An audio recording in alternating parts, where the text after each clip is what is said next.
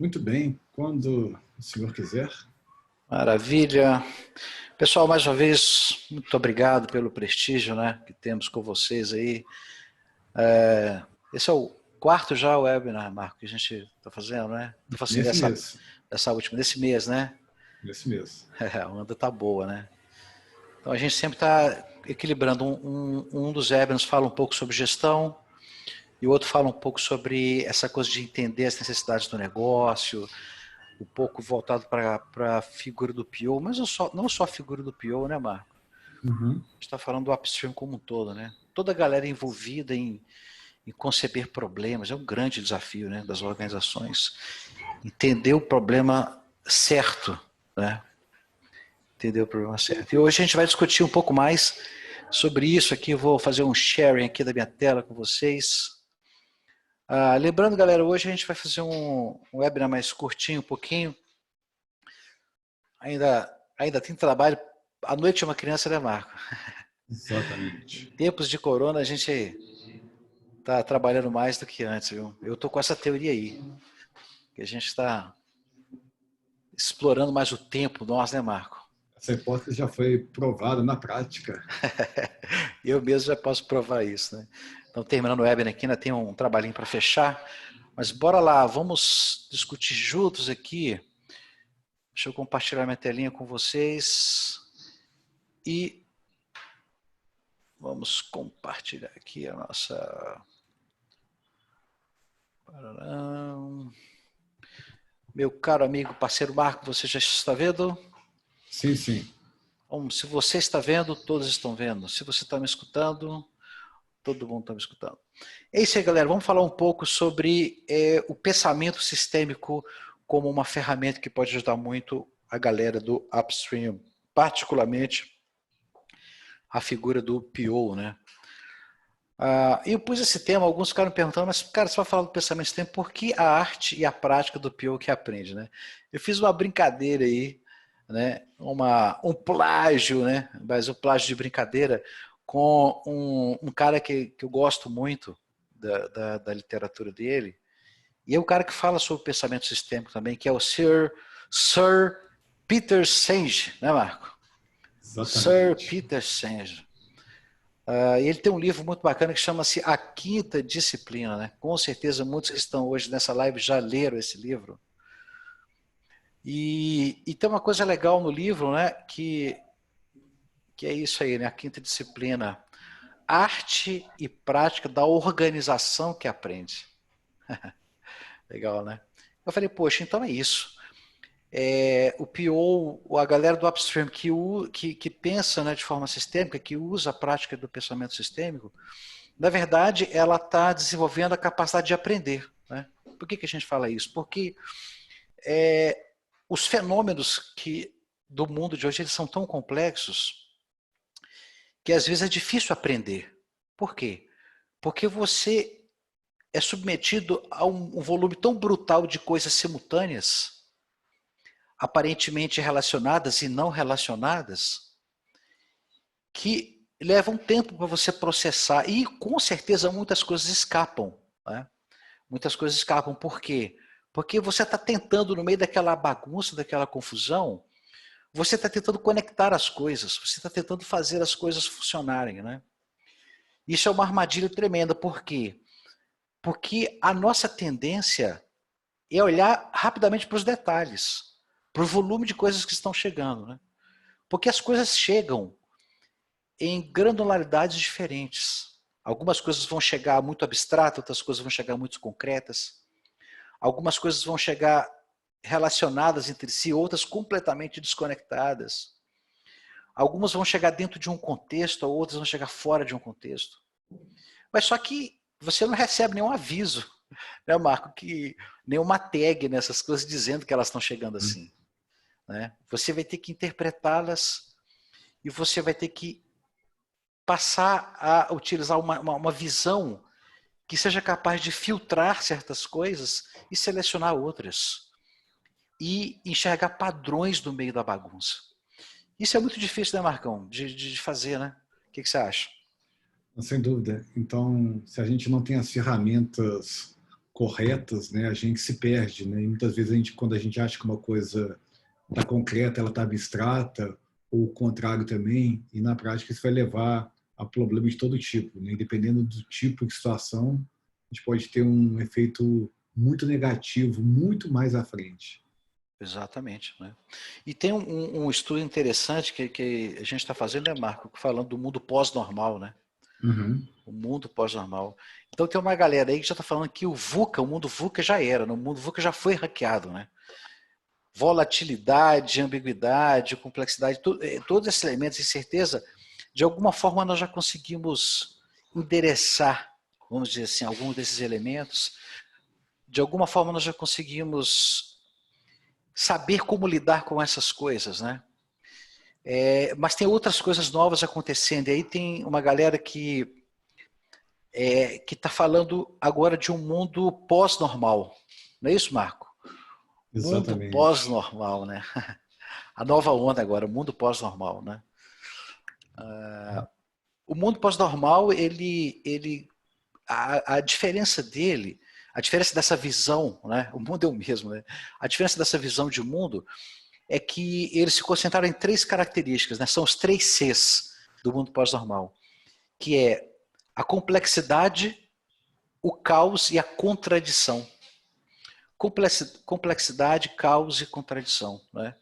Então, porque as coisas estão acontecendo de uma forma tão simultânea e às vezes com consequências inesperadas, que um dos resultados de você desconhecer em meio ao caos e a complexidade cada vez maior é você ter uma certa sensação de que as coisas são contraditórias o tempo inteiro, né? Então você, por exemplo, adota uma certa ação pensando no resultado, e o resultado é completamente contrário ao que você está esperando, e você pensa, poxa, essa ação foi errada. Não, não necessariamente. Os resultados são contraditórios à medida que a instabilidade e a liquidez das coisas podem levar a coisas assim inesperadas. Por exemplo, algumas coisas que estão acontecendo agora, nesse mundo do Covid, a gente está vendo isso, ações e as relações com resultados sendo contraditórios, né? Essa ação aqui vai reduzir a contaminação, aumenta. Eu acho que essa aqui vai. Algumas estão, claro, estão funcionando muito bem, né? O distanciamento social claramente mostrou ser uma característica que está funcionando bem. Mas tem uma série de efeitos que estão sendo contrários do que é o que os especialistas falavam. É o efeito da contradição, né? Porque existe uma coisa que o Marco gosta muito de falar, que é aquilo que a gente não sabe, né, Marco? Uhum. E aí leva a essas perplexidades, né? Fala um pouquinho para a gente sobre isso, Marcão. De forma geral, né, muitas vezes a gente está muito preocupado com aquilo, né, que a gente conhece, mas muitas vezes, né, o desconhecido, né, ele tem uma importância muito maior. Por exemplo, né, se a gente olhar um mês atrás, a recomendação das máscaras ela estava ausente. Ninguém falava para a gente usar máscara, né? Em verdade, a utilização de máscara não tem a ver com aquilo que a gente conhece, mas tem a ver com aquilo que a gente desconhece. Então, por isso que ela teve uma mudança de opinião. Então, essa contradição, né, o pensar no negativo, é uma coisa que também está envolvida no pensamento complexo, que é como a gente vai desenvolver ao longo aqui do debate. É isso aí, né? Ou seja, uma coisa que o Marco falou aí está dizendo o seguinte: tem um monte de especialistas que está falando um monte de bobagem, né? Porque eles estão se baseando nas coisas que eles sabem, né? As coisas que já são conhecidas. E o Covid está trazendo uma outra coisa. Ele falou, não, eu estou trazendo uma coisa que vocês não sabem. Então as teorias vão falhar e os resultados vão ser completamente contraditórios, né? Gente, o pensamento sistêmico é uma coisa extremamente abrangente. Dá para a gente falar 1 bilhão de coisas. Então, nessa webinar de hoje, a gente selecionou um filtro, um conjunto de coisas para a gente falar que são muito importantes para o PO, por exemplo. Mas claro que eu acho que o pensamento sistêmico, Marco, merece, sei lá, uns 2 ou 3 webinars, né? Cada um com um foco um pouco diferente, né? Eu foquei aqui em Exatamente. alguns atributos, Eu queria começar a nossa discussão trazendo essa declaração aqui para nós. Vamos falar desse aspecto hoje no nosso webinar. Um dos maiores desafios a se tentar resolver problemas é que achamos que o problema está nas partes, quando na verdade está nas relações entre as partes. Essa frase é muito interessante. A nossa tendência, de modo geral, é não prestar atenção às relações das coisas. Porque nós somos acostumados, pelo pragmatismo do mundo, a olhar para os nós e não para as arestas que conectam os nós. E aí a gente começa a julgar nó a nó. Por exemplo, num time, né? No time, cada pessoa é um nó. Então a gente começa a olhar para um indivíduo do time, né? Eu vou desenvolver a competência desse cara, esse cara está fazendo uma coisa errada, esse cara está fazendo uma coisa certa, esse cara é o culpado. Esse cara, sei lá, está precipitado nisso ou naquilo. Pode até ter um grau de verdade em alguma dessas coisas, mas quando você começa a fazer os seus julgamentos olhando para os nós da sua rede, as partes, você pode estar tirando conclusões absurdamente erradas. Porque a maioria dos problemas que ocorrem e a maioria dos problemas de entendimento de solução de problemas não tem a ver com nós isoladamente, tem a ver com as partes. Certo, meu amigo Marco? Falei bobagem ou não? Pelo contrário, né? E a gente vê, pessoal, que várias coisas, né, onde a gente comete erros é porque a gente está esquecendo de reconhecer que existe uma propriedade que tem a ver com a emergência, coisas que não estão nas partes. Então, às vezes, né, por exemplo, né, daqui a pouco a gente volta aqui para o tema do pior, mas só fazendo um parênteses, às vezes, quando você conecta duas pessoas no time para desenhar uma solução, você vai ter alguma coisa que nunca aconteceria se cada um deles trabalhasse sozinho ou se comunicassem de uma forma fria através de um e-mail, por exemplo. Isso aí. É isso aí. E esse problema está em quase todas as disciplinas do mundo, quase todos os tipos de profissionais, né? A gente está vendo agora mesmo, por exemplo, na Covid, algumas análises que estão olhando só para uma parte, né? Olhando só para o hospital, olhando só para o paciente, olhando só para o vírus. E, na verdade, essas partes isoladas nem sequer são problemas em si, né? Por exemplo, outro dia eu estava vendo o ministro Mandetta falando assim, nesse vírus, o problema não são os pacientes que ele ataca o sistema de saúde. E foi interessante o olhar que ele deu para isso, né?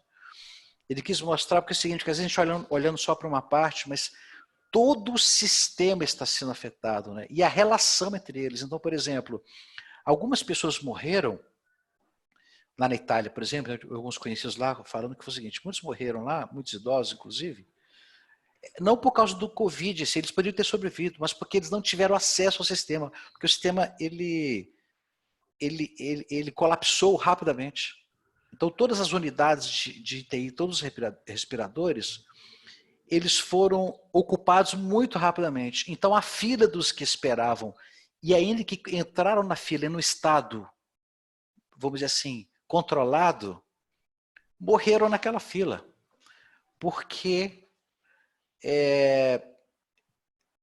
uma parte do sistema entrou em colapso. Então não adiantava olhar só para o sistema, olhar só para o idoso. Era preciso olhar na relação dele, a fila, mais o hospital, mais as vias de acesso. Todo o sistema, então a relação entre eles foi da onde emergiu o problema que se espalhou pelo mundo. Basicamente o mesmo problema se espalhou pelo mundo, né? A relação entre o sistema de saúde, a capacidade do sistema de saúde, a velocidade da transmissão, as características dos idosos, os sistemas de transporte, aqueles que não escutam as instruções, né? Então essas partes vão se relacionando e vão gerando um fenômeno multidisciplinar. Por isso que a análise isolada da Covid não funcionou, e quando eles perceberam isso, agora as salas de guerra se espalharam pelo mundo, né? Então as salas de guerra estão colocando todas as disciplinas lá dentro. O cara da saúde, o cara da logística, o cara do varejo, o cara do supermercado, o cara da polícia, né, Marco? Exato. E aí, pessoal, olha que interessante. A gente já viu vários analistas de negócio, POs, acreditando que eles podiam entrevistar pessoas de forma linear. deixa eu entrevistar aqui, né, o João. Ok, vou entrevistar a Maria, vou entrevistar o José. E observe, né, alguns tipos de métodos que estão emergindo. O que é um design sprint? O que é um design thinking? É justamente reconhecer que você precisa fazer emergir coisas que você não vai obter nas partes. Isso, é isso aí. E pegando o gancho do que você falou, Marco, essa mesma coisa vai para o backlog. Uhum. E os post-its ajudaram a gente a entender isso, né? Porque a gente criou um monte de elementos discretos, né? Pequenas partezinhas, e aí a história, né? A história do usuário. É claro que existe o valor de ser discreto, de identificar coisas discretas. Até aí tudo bem. O problema é quando o PO olha para cada post-it como se fosse uma coisa só. E na verdade, os post-its, estou brincando com os post-its porque é um jeito comum, né, da gente desdobrar os backlogs. Eles aparentemente não estão relacionados. Se você não tiver nenhum mecanismo, eles não vão se relacionar sozinhos, né? Não é como os organismos vivos que as células fazem isso, elas se conectam, né? E vão formando. Então, por isso que é importante o PO prestar atenção no seguinte, como é que ele lida com as partes e como é que ele lida com a relação entre as partes. Qual que é a ferramenta que o PO pode ter para lidar bem com isso? A ferramenta para isso é justamente o pensamento sistêmico, né? Então, o pensamento sistêmico, ele nos ajuda a enxergar as coisas como parte de um todo. E não somente as peças isoladas, né? E aí, quando você enxerga o todo, acontece o fenômeno que é o tema da nossa palestra. O PO aprende. Ele aprende. Por quê? Ele estabeleceu a conexão entre as partes. Então agora ele tem um conhecimento. Ele falou, ahá, agora é o momento do ahá, né? Ele sacou que tal coisa, quando se relaciona com tal coisa, emerge um problema que ele não tinha visto. Enquanto ele não tinha relacionado, aquele problema não emergiu. Ou aquele padrão não emergiu, né? Então é muito importante a gente parar de pensar só nas partes. Vou dar um exemplo simples aqui de como é que as partes e a relação entre elas pode mudar tudo, né? Vamos pensar aqui, por exemplo, né? Alfabeto. Alfabeto, né? Símbolos. Cada um, A, B, C, D, cada um é um símbolo, né? Quando você olha para o símbolo isoladamente, eu não vou conseguir resolver, olhando só para um símbolo, uma coisa. Mas olha que poder que tem quando esses símbolos são relacionados e começam a formar palavras. Olha como é que vai mudando a coisa. Começa a formar fonemas. E aí você pode agora pegar palavras e também relacionar. E elas começam a formar frases. E aí frases podem ser relacionadas de um certo jeito, de um certo estilo, que pode formar certos estilos de comunicação, uma prosa, né, uma narrativa, um poema. Mas quando você volta para a base, os símbolos são os mesmos. O que faz a diferença nesses padrões? A forma como você arranja esses símbolos. Por exemplo, né, um poema que eu descobri assistindo um filme, né? Invictus. Um poema muito bonito, né? Especialmente as duas frases finais dele. Sou o mestre do meu destino. Sou o capitão da minha alma. Quem já assistiu Invictus, né? Sabe como é emocionante quando esse poema é lido no contexto em que ele é apresentado, né? Mas se você começar a olhar de perto para esse poema, você vai ver, né, ideias e tal, e você vai se aproximando, se aproximando, se aproximando, porque você vai ver letras, né? Vai ver símbolos que aparentemente, isoladamente, não tem significado. Então não adianta olhar só para a letra D, só para a letra E, só para a letra O, desculpa, só para a letra T. É preciso se afastar e olhar para o arranjo delas, né? Pense em cada letra aqui como se fosse um elemento, uma parte do problema que você está tentando solucionar. Enquanto você não juntar as partes e enxergar os padrões, as mensagens, você não vai conseguir aprender. Eu não conseguiria ler esse poema e nem ser afetado emocionalmente por ele se eu não compreendesse o significado que esses símbolos juntos me dão. E isso só acontece quando eu relaciono as partes.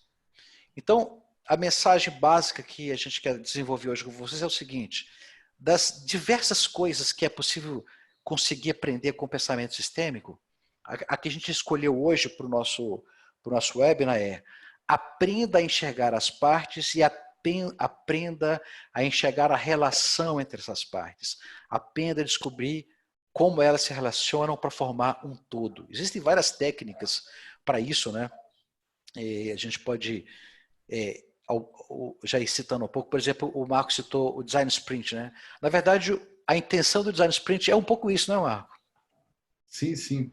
Então, o que acontece, né, quando você coloca numa mesma sala, por exemplo, um especialista de negócio, um especialista de usabilidade, um engenheiro, né, uma pessoa de TI, então pessoas com formações diferentes. Você vai criar um ambiente e algo, né, que você não conseguiria estabelecer sozinho. Então, é por isso que ela é realmente uma ferramenta extremamente poderosa, especialmente em estágios embrionários, onde você precisa gerar ideias, né, e trabalhar, por exemplo, técnicas de brainstorming, dispersão, e também, obviamente, com elementos que vão nos guiando na estruturação das ideias e na formação de narrativas. Então, ou seja, são coisas que, se a gente olhar lá nos fundamentos, elas são coisas que bebem na teoria de sistemas. Isso. O Marcos citou algumas coisas muito importantes. Ele citou narrativa, né? Ele trouxe a ideia da jornada, quando ele falou da forma como as coisas acontecem dentro de uma design sprint, por exemplo, né? Então, como você faz, por exemplo, uma narrativa, uma jornada, o que você está fazendo? Você está juntando as partes para ver se elas têm significados juntas, né? Na hora que elas se conectam, qual o significado que emerge daquilo ali? Qual o problema que emerge daquilo ali? Enquanto você estiver vendo aquilo separadamente, você não vai conseguir enxergar. E basicamente, assim, e vários trabalhos de consultoria que a gente já fez com POs, quando o cara está ali perdido, e você vai ajudar o cara, você percebe que ele está perdido por quê? Porque ele está mergulhado vendo letras, né? Pegando aqui a ideia do poema. E ele vê um monte de letra, cara. E aí ele não está vendo como é que aquelas letras se conectam, né? Então não enxerga os padrões. Então, por exemplo, uma forma muito interessante de fazer isso são as jornadas, né? Você fala, os backlogs vão emergindo, e quando você organiza o backlog, por exemplo, usando fluxos de valor, é como se você estivesse escrevendo uma narrativa, né? É como se você estivesse escrevendo um texto com aquelas informações. Aí as coisas começam a ganhar significado. E o pensamento sistêmico, ele é isso. Quando é que a gente aprende? É quando emerge um significado daquele conjunto de coisas aparentemente desconexas e confusas. É isso que o PO tem que buscar. Então, o PO não pode rapidamente mergulhar nos detalhes, mergulhar no mar de coisas e não voltar para a superfície e começar a enxergar os padrões que emergiram, né? E aí a gente está falando de emergência. Então, ótimo, é um momento para a gente trazer esse assunto, né? Emergência, né? Uma palavra interessante. Às vezes ela confunde a gente, né, Marco? O que você fala sobre emergência? Emergência é um tema curioso, porque a emergência, né, não no sentido, né, da urgência da gente. Emergência aqui é no sentido daquilo que vai surgir.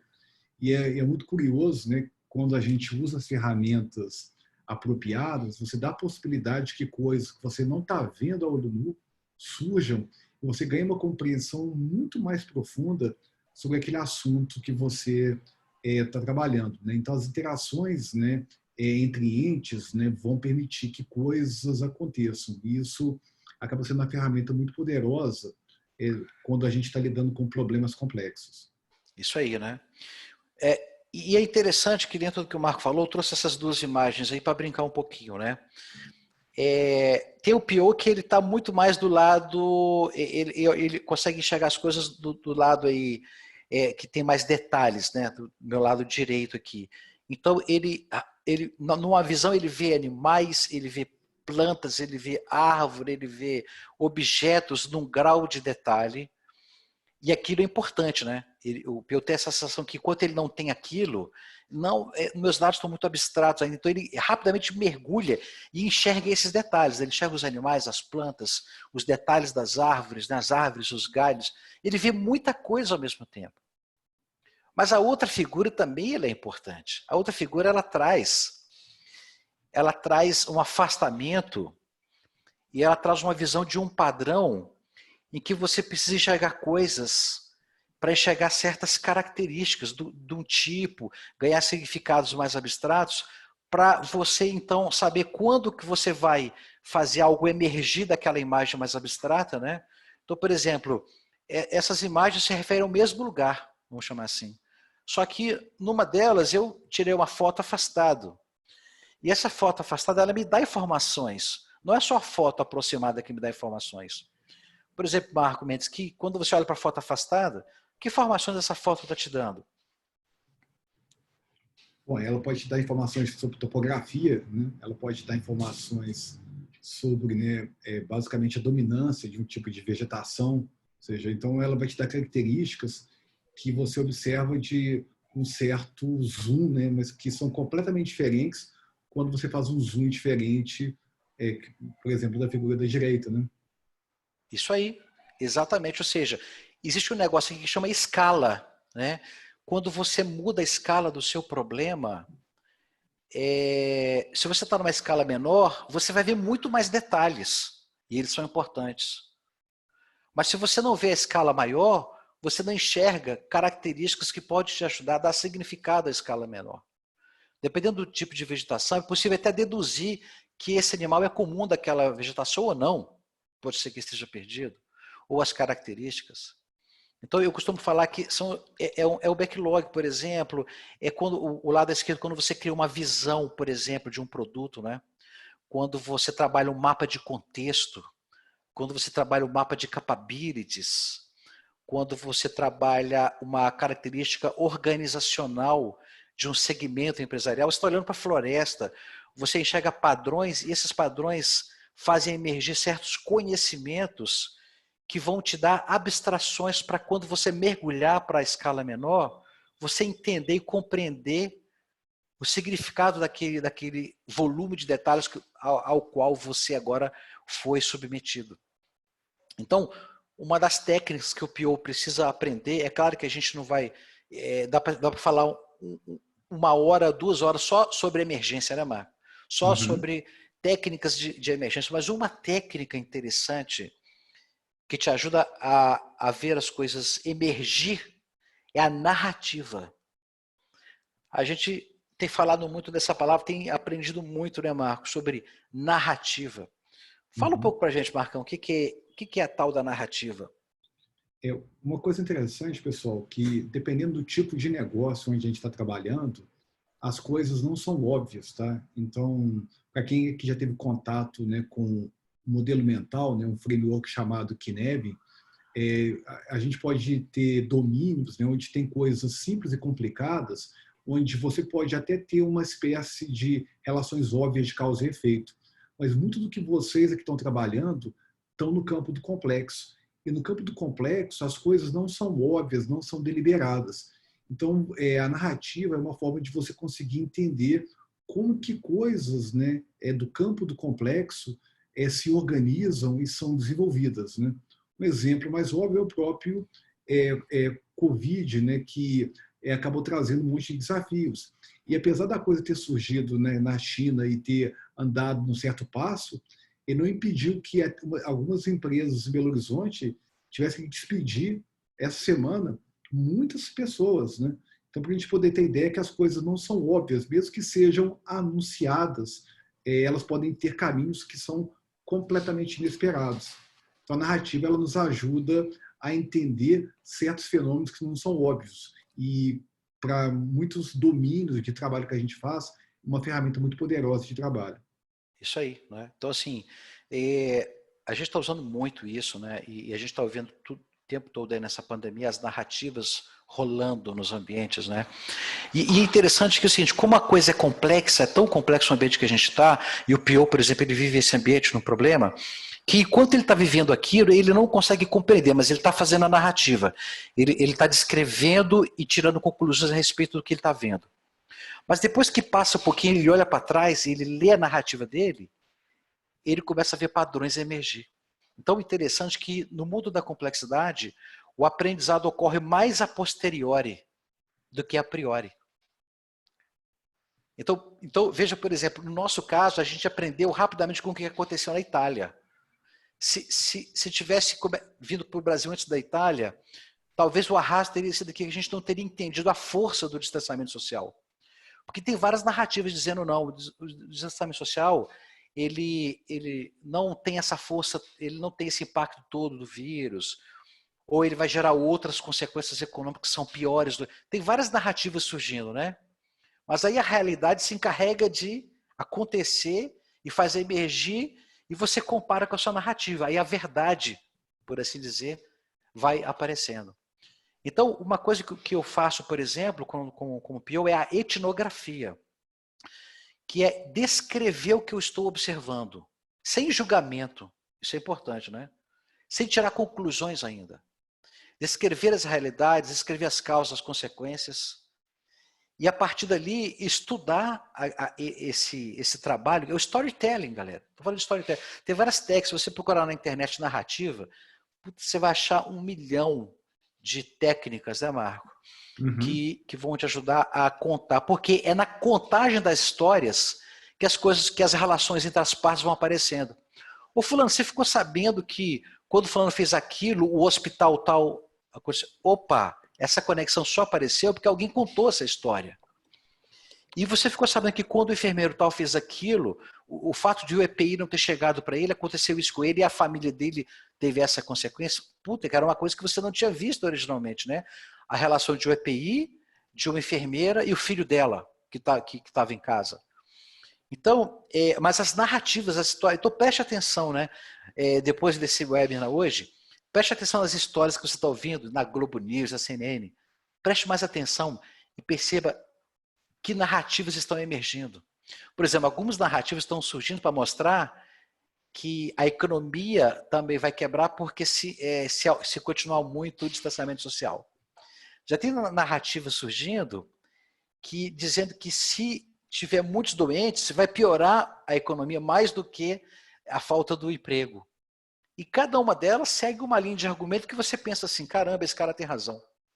Aí você compara uma, você compara outra, né? E elas são contraditórias, não é ruim, porque o ambiente é contraditório, mas a partir daí você vai aprendendo quando você compara isso com as realidades. Tudo isso tem a ver com a emergência, né, Marco? Tudo que a gente falou aqui tem a ver com esse padrão sistêmico, que é emergência no sentido não de urgência, no sentido de fazer as coisas irem à superfície, emergir do obscuro e vir para um momento onde as relações começam a aparecer. E aí o aprendizado ocorre. Né? Com as lentes que o Pio vai utilizando, as narrativas dele, ele vai começando a aprender a natureza do problema que ele está enfrentando. E aí ele começa a achar soluções mais adequadas. Né? Então, várias coisas estão surgindo agora. Eu, por exemplo, estou participando de um grupo de inovação que está ajudando a criar alguns EPIs. Interessante que o grupo estava focado em máscaras, né? Dessa máscara comum. Só que, a hora que eles começaram a conversar com os grupos falaram, olha, é melhor você trabalhar com o face shield, né? Que é uma máscara de plástico maior, porque está aumentando a contaminação dos profissionais da saúde e a máscara comum não é a mais adequada para ele. Olha só que interessante, né? Essa conversa só surgiu de uma narrativa. Então, eles estão reorientando a solução deles para isso. Só que, quando eles fizeram isso, eles descobriram que o material que eles precisam está escasso no mercado. Então, ele não pôde ir totalmente para aquele novo tipo de máscara. Ele teve que contrabalançar com aquele que ele tinha estoque. Perceberam a quantidade de elementos que vão surgindo, né? E ele vai construir uma narrativa até ele achar a solução certa, que foi não fazer só uma máscara, só outra. Ele teve que fazer 80% de uma, 20% da outra, até que o estoque foi conseguindo, né? Conseguiu chegar materiais da China e tal. Curiosamente, muitos materiais estão sendo comprados da China, né? Então tem toda uma lógica surgindo no mundo e mostrando que tudo isso tem a ver com a emergência. E eu diria para vocês, a técnica básica da emergência para você aprender diante do fenômeno da emergência é a narrativa. Claramente é o que a gente está vendo, né, Marco? Exato. Muitas técnicas muito prontas, engessadas, elas não estão funcionando nesse momento. Exato. E pode parecer estranho, pessoal, aprender em retrospecto, mas, de novo, né, é quando você está no campo do complexo, tentar prever o futuro, né, e usar técnicas convencionais vai te levar muito mais rapidamente ao fracasso. Vou pegar um exemplo de novo, né, usando o Covid aqui como metáfora. Né? Várias pessoas começaram a falar 2 meses atrás, o câncer, a diabetes mata muito mais do que a Covid, né? E foi interessante que o próprio Ricardo Amorim fez um post gráfico muito engraçado, engraçado assim, né? Para mostrar, né, a falácia de pensamento, né? Mostrando basicamente, né, como é que uma projeção exponencial, que é o caso de uma epidemia, né, hoje está matando mais que todas as doenças somadas, ou seja, é um pensamento linear, de querer comparar coisas lineares com coisas exponenciais. Então, e como é que isso pode levar a gente a enganos brutais, né? E que levou pessoas, né, realmente que não reagiram dessa forma, em cidades, por exemplo, a ter perdas horrorosas. Quando a gente traz para o nosso contexto aqui, né, falando do PO, a mesma coisa pode acontecer. Então, se a gente não usa as ferramentas mentais corretas, a gente pode construir um produto horroroso, né? E a gente vai descobrir isso tarde demais. Perfeito. Então, galera, quem quiser mais saber sobre emergência, a gente pode entrar em contato, passar alguns artigos mais densos, né? Eu copiei um aqui, tá? Oi? Eu copiei um artigo aqui do Dave Snowden, do Kinevin, que é um framework para que você possa trabalhar narrativas em domínios diferentes do simples, complicado, complexo, caótico. É um tema denso, tá? Mas de todo jeito a essência da narrativa, do storytelling, é uma coisa mais simples da gente poder acionar no nosso dia a dia. Ah, legal. Eu também quero compartilhar no final, Marco, a gente manda para a galera um artigo que eu estou lendo sobre um cara de Israel, um pesquisador de Israel, como as coisas funcionam. É o tema do livro dele. Então, muito interessante, né? Como as coisas funcionam. Ele diz que o pensamento sistêmico é isso um pouco. Entender como as coisas funcionam significa entender as partes dela e a relação entre essas partes, né? Beleza, falamos um pouquinho de emergência. Vamos falar de uma outra característica sistêmica muito interessante para o PO, que chama-se interdependência. Bom, a gente já falou que no caso da emergência é muito mais um filtro de escala, né? Você vê mais ou menos coisas. E quando você vê na escala maior, você vê um tipo de relação, na escala menor, você vê um tipo de relação. Já a interdependência, ela mostra como é que as coisas se arranjam juntas. E como é que algumas coisas de uma certa natureza se arranjam diferente de outras. E que compreender isso faz uma brutal diferença quando a gente compreende problemas. Porque, vamos lembrar que, de novo, né, a nossa tendência pragmática é fatiar os problemas em partes, não é isso? É o pensamento analítico. Exatamente o contrário do pensamento sistêmico, né?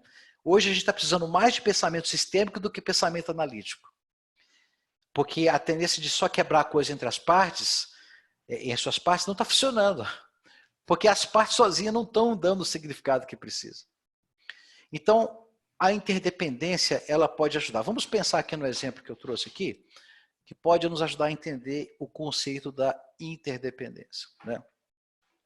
Vamos imaginar primeiro essa... Deixa eu colocar aqui meu pointer funcionando.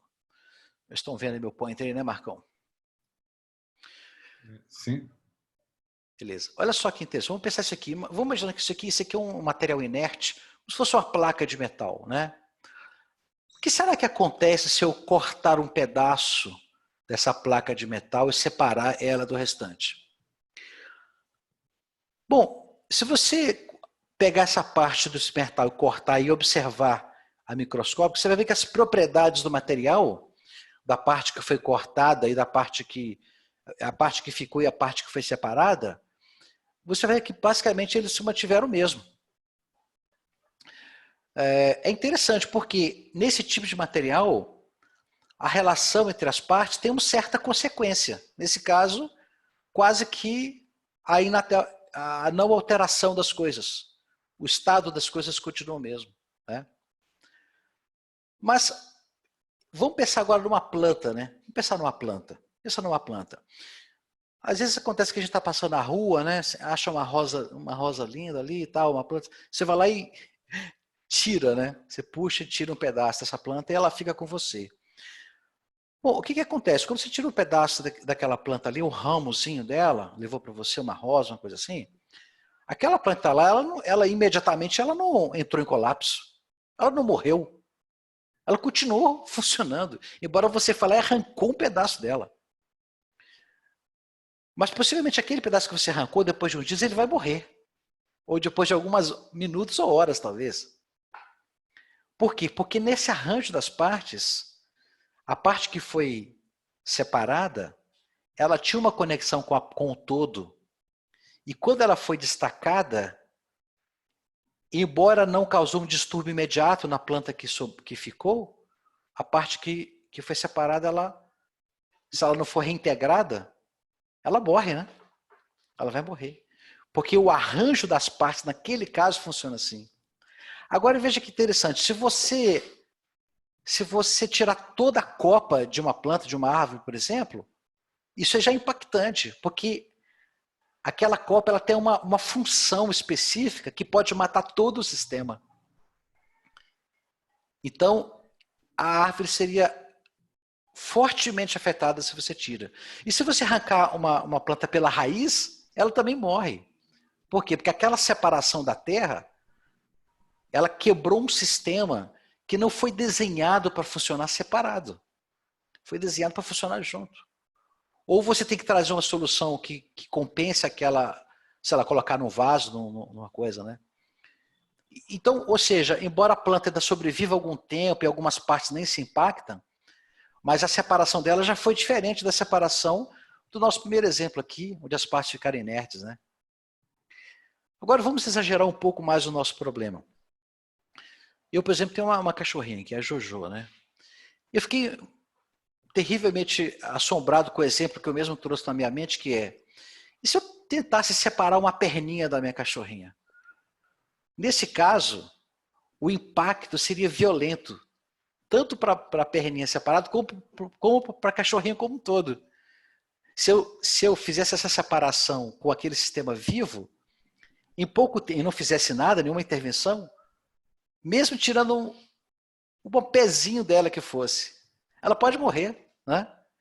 Por quê? Porque nesse caso do animal, as partes estão tão intrinsecamente ligadas que separá-las pode gerar um efeito muito profundo. Então, o que eu estou querendo trazer para vocês aqui? É que as interdependências elas têm natureza diferente. Nas organizações também, tem partes que se parecem mais com essa placa inerte. Você vai separar uma parte da outra e ela não vai trazer um efeito tão catastrófico. Já tem algumas que vão se parecer com uma planta. Você vai romper e na hora não vai acontecer nada, mas daqui a alguns dias vai acontecer. E talvez uma parte do sistema consiga sobreviver. E já tem parte da sua organização que se você mudar ou romper uma parte, ela entra em colapso imediatamente. Então, aonde que está a sabedoria do PO nesse caso? É entender que tipo de interdependência tem naquele sistema seu, naquele sistema de trabalho. Faz sentido, Marco? Falar sobre interdependência no mundo do PO? Total. E aí, pessoal, compartilhando aqui uma história real de um PO, né, analista de negócio, observando uma organização, né, modelando processos e vendo o efeito de uma mudança de uma política de uma área comercial, onde a diretoria, né, colocou uma ordem, cara, vendam mais. E basicamente, né, havia, né, dentro desse processo de negócio, então recompensas para as vendas, né? O que os vendedores fizeram? Seguiram as ordens, venderam mais, venderam qualquer coisa. E isso trouxe um problema gigante para a área de operações. E basicamente essa falta de análise de interdependências gerou um problema gigante para essa empresa alguns meses depois. Então, é um caso interessante para mostrar que, assim como plantas ou animais, as empresas também podem ter níveis de interdependências e se uma política, né, um processo, ele é mal desenhado, o efeito sistêmico, né, e pode muito além de um software ou de um produto, a gente está falando de uma organização, pode ser muito danoso. Isso aí, né? Então, por exemplo, você tem sistemas que são muito sistemas, eu estou usando a palavra sistemas aqui, além da TI, né? Você tem sistemas monolíticos, parecido com a nossa babyzinha aqui. As partes funcionam tão intrinsecamente interdependentes que mudar uma delas afeta o sistema como um todo.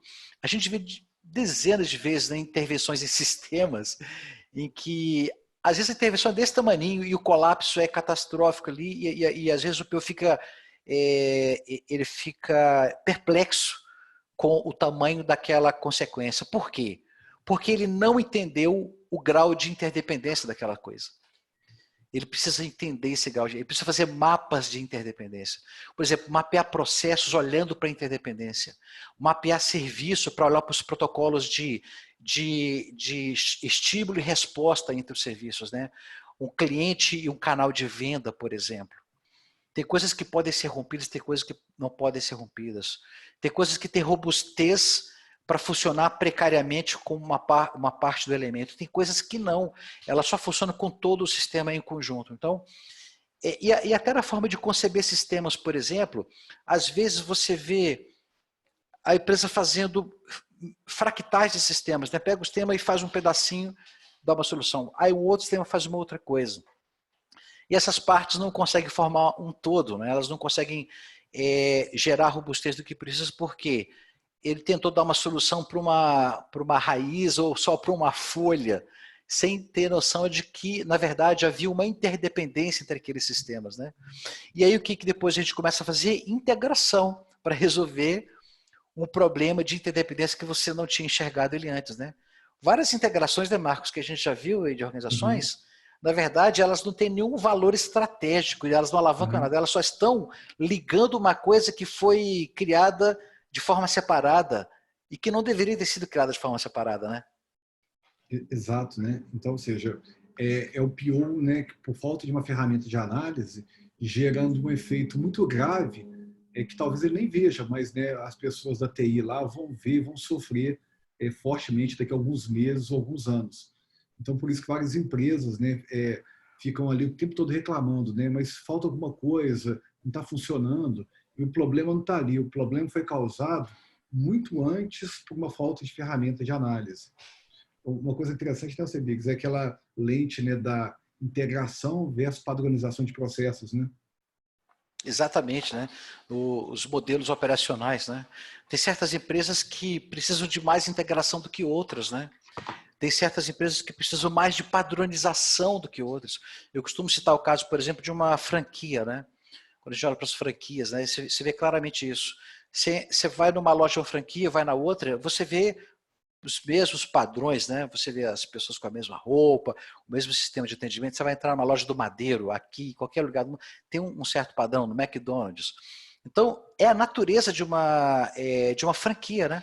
A natureza de uma franquia é a replicação. Então, quando o PO não entende essas naturezas, ele começa a colocar integração onde não precisa e não olha para a padronização.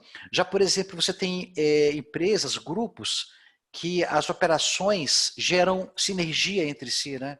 Sei lá, uma empresa de aluguel de carros, uma que vende carro, a outra que trabalha com seguradora de carro. Embora não possa haver venda casada, mas você pode tirar benefício por quando um grupo compartilha de produtos e serviços. Por exemplo, neste caso, o carro é um produto comum para uma venda de carro, para uma seguradora ou para um aluguel de frota. Dando exemplo aqui de uma empresa comum do mercado, né? Então, o produto é o mesmo entre elas. Neste caso, as integrações são um fator crítico de sucesso. Mas muitas vezes isso não é compreendido por quê? Porque você não estudou a natureza da interdependência entre aquelas partes. Você não percebeu que, na verdade, existe dependência que gera valor e existe dependência que gera risco, como é o caso, por exemplo, de uma seguradora. Então, a mensagem básica aqui desse elemento do pensamento sistêmico, interdependência, é: o PO precisa entender que coisas têm interdependências diferentes. Que para isso ele precisa saber fazer as intervenções adequadas ao fatiar as suas funcionalidades, fazendo com que ele não fatie uma coisa que não deveria ter sido fatiada. É isso que eu quero dizer, né? Uma coisa que precisa operar de forma em conjunto, né? Então é muito interessante você ver sistemas que são absurdamente, eles são assim, bizarros às vezes, né? Porque ele fatiou uma coisa aqui e depois o cara tem que pegar parte daquele dado e replicar em outro lugar para continuar um processo de negócio. Quando na verdade aquilo devia ser uma coisa só. Então, como é que ele vai saber isso? Uma técnica que ele pode ajudar é fazer mapeamento de interdependência através das jornadas, né? Quando você olha para uma jornada, além dela de contar uma narrativa, ela vai estar te dizendo se alguns requisitos são só ativados com outros. Uma coisa que o Marco sempre fala é que requisitos vêm em famílias, né, Marco? Em bandos. É verdade, né? Então, ou seja, a gente tem que tomar muito cuidado, né, com o pensamento linear, né, na hora de organizar requisitos, né? Então, ou seja, a gente tem que pensar em famílias de requisitos, né? E também como é que eles trazem reflexos uns nos outros, né? Até em cadeias que podem, às vezes, até ser secundárias ou terciárias. Então, por isso que essa visão sistêmica, ela nos ajuda justamente a tentar entender, né, questões que poderiam ser muito caras se a gente não capturar agora. É isso aí. Né? Então, organizar a interdependência entre requisitos, olhando para as suas semânticas de negócio. Então, eu sempre falo e vou repetir, os requisitos não podem surgir sem a sua semântica de negócio. Seja o fluxo de valor, seja uma cadeia de valor, seja um tema de negócio qualquer. Eu preciso entender que cada requisito, cada partezinha tem um lugar no seu habitat. E esse habitat é a semântica de negócio. Então, por exemplo, tem um trabalho que a gente vai fazer no cliente, que ele quer organizar uma squad. E essa squad vai chegar um monte de requisito lá dentro. Mas não vai chegar um monte de requisito do nada. Esses requisitos, eles são envolvidos num certo tema. Então, o que a gente está fazendo? A gente, antes de sair organizando o backlog, a gente desenhou o fluxo de valor daquela tribo, melhor dizendo, como um todo. Então, a gente fez um mapa de negócio, mostrando que o business começa de um lugar e vai para outro. E aí, depois que a gente fez isso, a gente montou um mapa, literalmente. Agora os requisitos vão ocupando lugar dentro daquele mapa, como se ele fosse um mapa mesmo, e a gente vai plotando as peças no mapa. Então, esse requisito aqui, ele está aqui nessa fase desse fluxo. E esse aqui está aqui nessa fase desse fluxo. Poxa, mas se eu vou fazer uma entrega aqui, eu não consigo entregar esse fluxo se eu não entregar esses dois juntos. Então, tem uma interdependência aqui. Mas não uma interdependência técnica, uma interdependência de significado de negócio. Então, se você vai começar um trabalho numa tribo, numa squad, primeiro mapeie os fluxos de valor, o value stream que está ali dentro. Organize os seus requisitos pelo value stream. E não só pelo produto em si. Né? Se você organizar só pelo produto, você corre o risco de novo, enxergar o caule separado da folha, separado da planta, e começar a entregar coisas esquisitas, né? A sua primeira entrega, sei lá, você entrega um pedaço da raiz e uma folha. Não dá para fazer nada com isso. Não dá para juntar as duas coisas. Porque você precisava entregar um fluxo de valor que integra, que faz emergir as interdependências.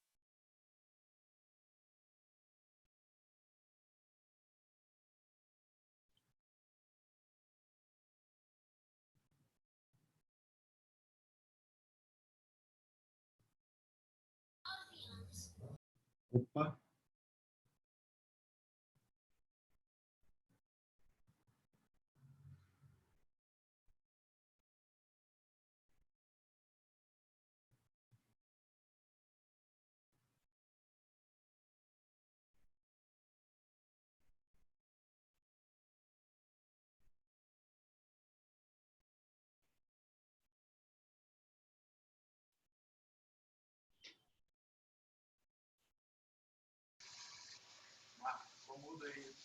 Opa, Sebiggs, perdi seu áudio, tá?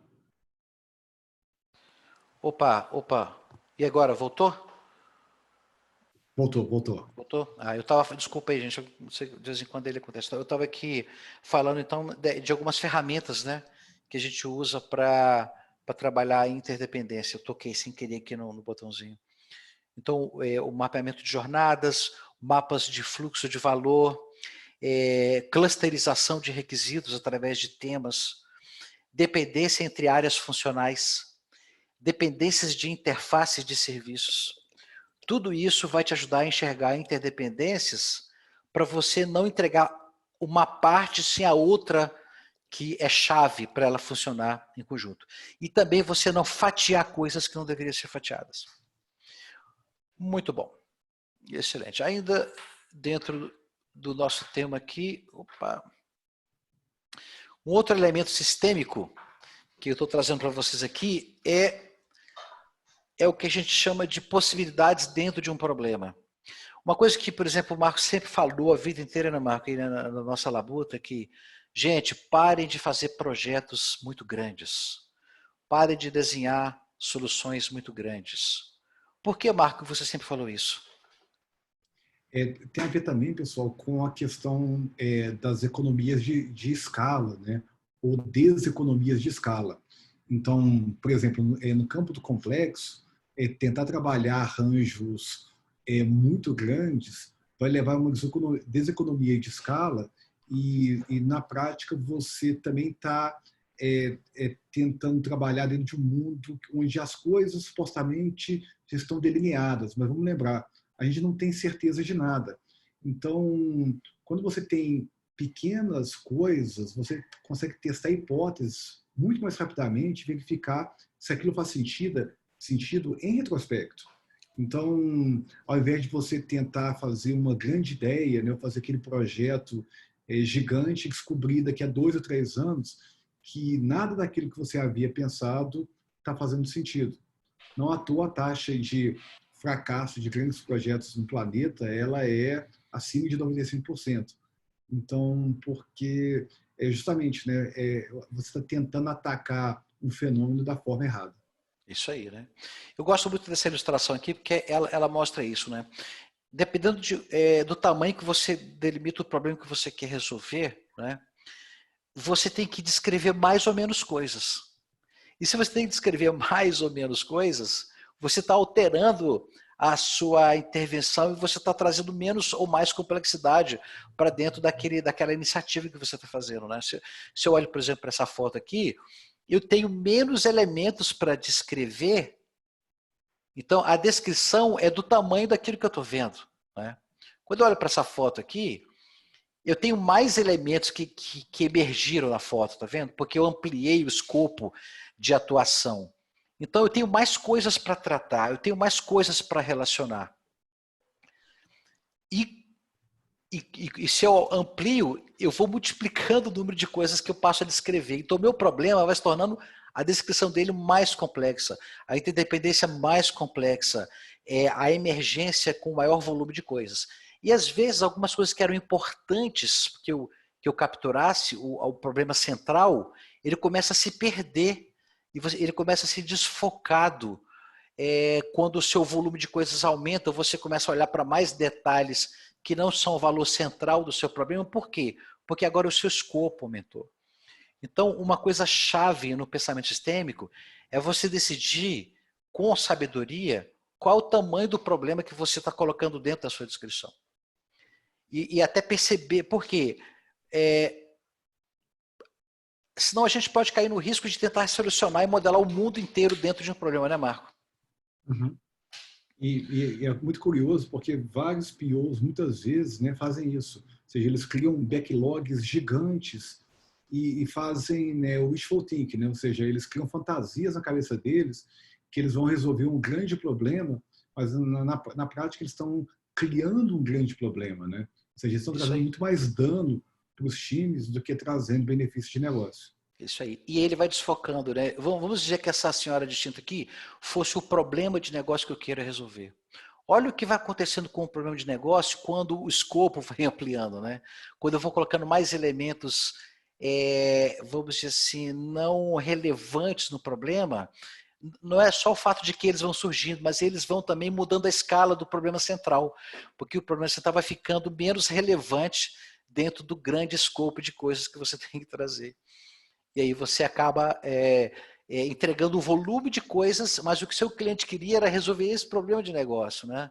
E você até fez uma entrega para ele daquele problema de negócio, mas bem pequenininha, né? Então, e aí ele fica insatisfeito com você e você pensa, cara, mas a gente, eu entreguei uma casa, um poste, tal, mas o que ele queria mesmo era isso. Ele queria ter essa imagem na solução do problema dele. Então, aonde que está aqui a sabedoria do PO? É quando ele entende com o cliente a natureza do problema que está sendo resolvido, quando ele entende quais são as dores e os ganhos que ele vai acontecer, e quando ele prioriza, e aí ele, com essa informação, ele consegue tomar uma decisão de gestão, que é, nesse momento eu só vou focar neste problema. Porque eu entendo que se eu focar nele, ele vai entregar um valor, um elemento de alto valor agregado. E não focar numa coisa maior, ou maior ainda, sendo que o problema de negócio que eu vou estar entregando é muito menor. Então, essa imagem, vocês vão receber material, mostre sempre para, ou pense nela, né? Quando você estiver desenhando o escopo de problema, pense onde está o seu problema de negócio, né? Ele está aqui e pense quando você vai colocando mais escopo, você vai dividindo a sua atenção e a lógica de relevância por tudo aquilo que está no seu escopo de descrição. Então, se você está tendo que descrever muitas coisas, muitas dores, muitas alavancagens, desconfie. A sua chance de entregar valor, ela com certeza vai ser muito menor do que a gente está imaginando. E para finalizar, uma coisa também que a gente gosta muito de falar são dos arquétipos sistêmicos, né, Marco? Uhum. São certas narrativas já prontas, vamos chamar assim, para problemas conhecidos no mundo que foram coletados com a experiência de vida das organizações e que hoje viraram narrativas. Então, isso aqui é um exemplo que eu vou mostrar para vocês de uma narrativa que olhou para trás e só depois que olhou para trás aprendeu com aquilo, né?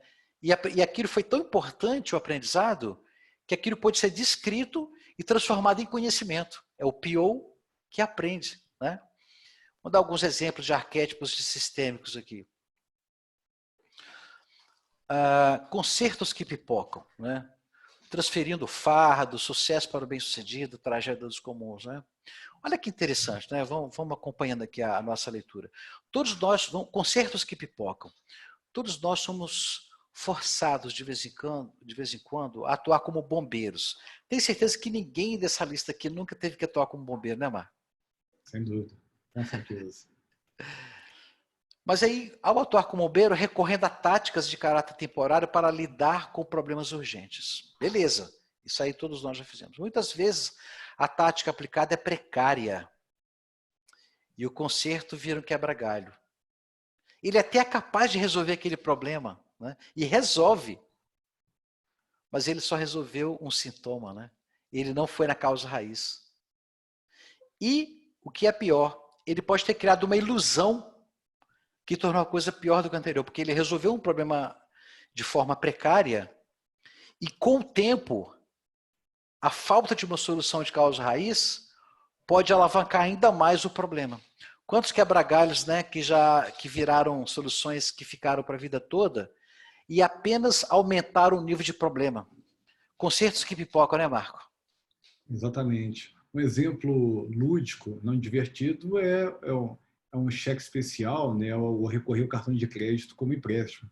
Então parece que está resolvido, né? Até chegar ao próximo ciclo, ao próximo mês. Exatamente, né? E é engraçado que vários softwares, né, eles vão seguindo um padrão muito parecido, né? Então as coisas vão sendo criadas, né, puxadinhos, e aqueles puxadinhos, né, parecem que geraram um efeito positivo até o próximo ciclo, né? E aí aquilo vai gerando cascatas de problemas, né, que vão gerando mais e mais problemas, e mais quebra-galhos vão surgindo, mais problemas vão surgindo de uma forma praticamente exponencial. Isso aí. Lembra que a gente falou do problema da emergência, né? E da interdependência? O que acontece quando você faz um quebra-galho e não olha para o todo? Você pode estar gerando o efeito que ele vai ser deslocado no espaço e no tempo. Então você faz uma solução aqui, o Pio faz ali o quebra-galhozinho aqui, mas o problema que ele resolve o problema, ele é até premiado, eu brinco, né? Às vezes ele é até premiado, né? Pô, esse cara é aquele cara que eu gosto, cara. Você passa o problema para ele, rapidinho ele dá uma solução. E aquele outro cara que fala assim, calma aí, gente, será que a gente está olhando para o todo? Será que a gente não está enxergando? Pô, esse cara ele nunca resolve nada, ele só fica olhando para o todo. Tudo dele tem que olhar para o sistema e normalmente ele é penalizado, né?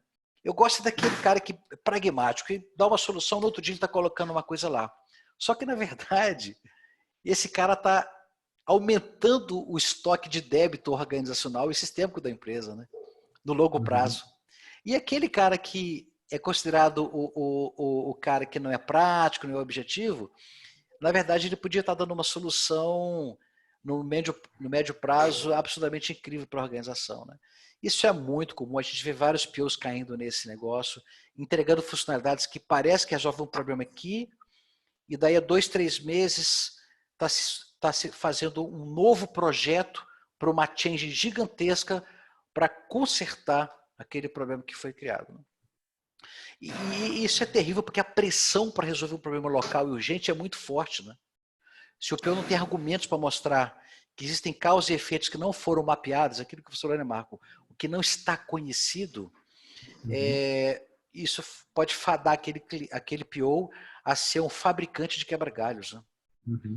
Ele vai colecionar no curto prazo prêmios e benesses, elogios, e no longo prazo, talvez daqui a algum tempo alguém vai contar a história. Lembra daquele cara que ferrou com a nossa empresa, com aquele conjunto de soluções, né? Ou aquele grupo, né? É só para mostrar que essas coisas estão deslocadas no tempo. Você só consegue descobrir o problema do quebra-galho quando eles estão acumulados no tempo. Outro arquétipo interessante é a transferência de fardo. O Marco citou ele agora mesmo, né, Marco? Quando você trouxe uma solução ali que aumentou a taxa de venda e entrou num colapso na operação. Isso também é uma coisa muito, muito comum. Quando um PO, por exemplo, não conhece a jornada como um todo, injeta uma solução no lugar, resolve e aquele problema é transferido para outro lugar. Como ele não tem a visão do todo, talvez até aquele outro lugar que foi transferido não está nem na jurisdição do PO. É muito comum isso, né?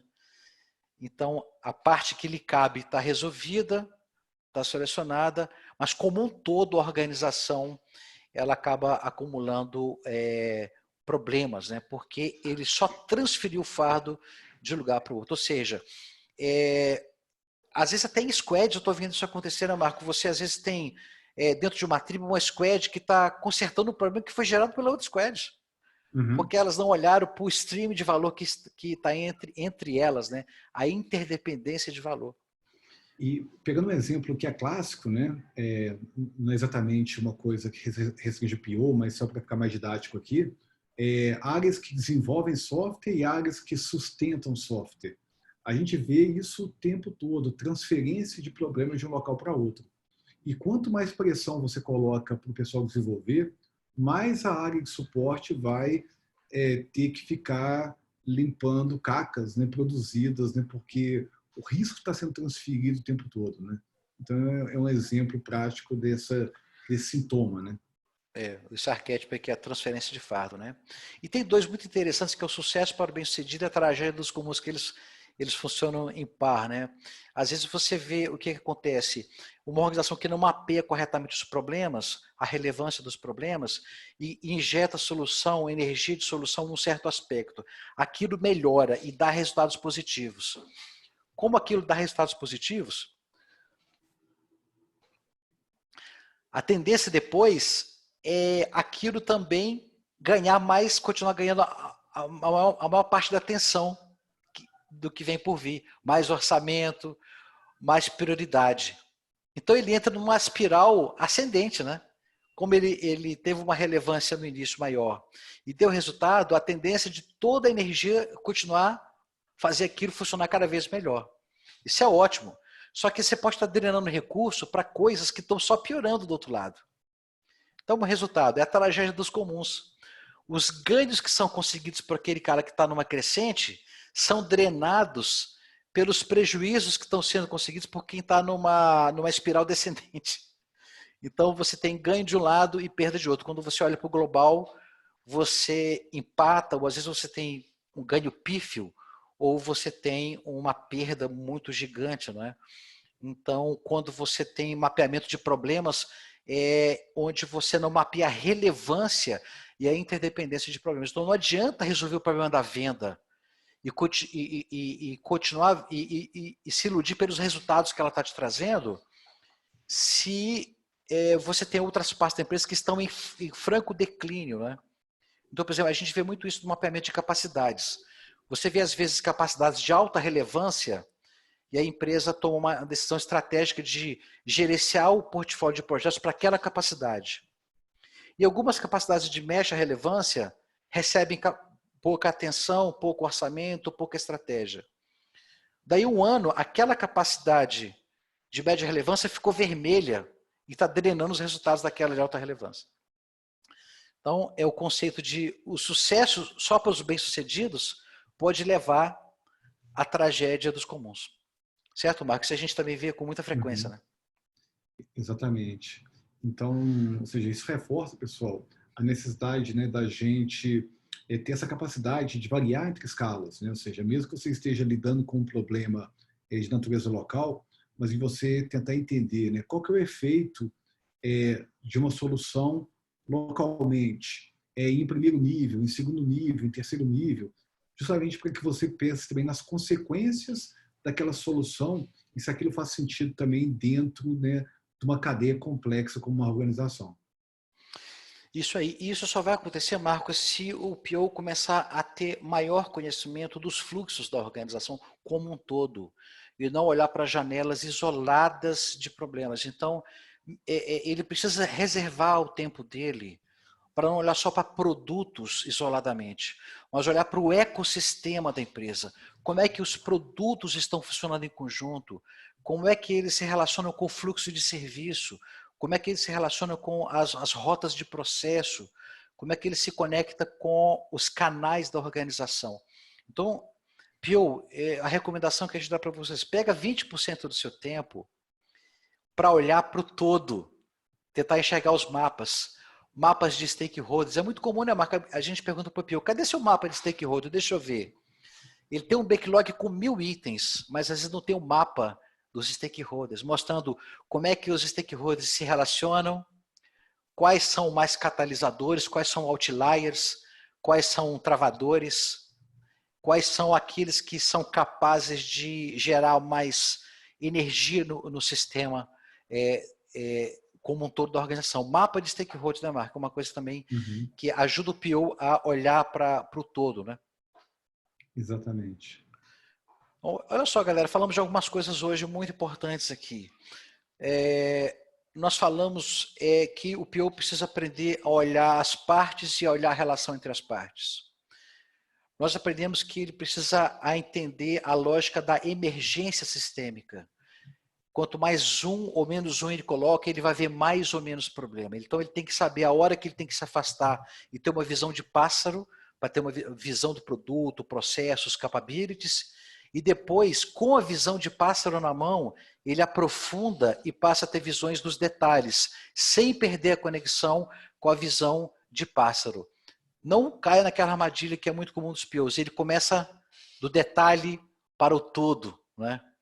Não, o melhor é que você comece do todo e depois comece a navegar entre o todo e entre o detalhe quando você quiser aprender padrões e quando você quiser aprender detalhes. Nós também falamos sobre interdependências, né?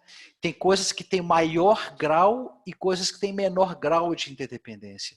Entender essa diferença vai te ajudar a desenhar coisas que têm que ser produzidas juntas, concebidas juntas, construídas juntas, coisas que têm que ser produzidas separadas, concebidas separadas e produzidas separadas.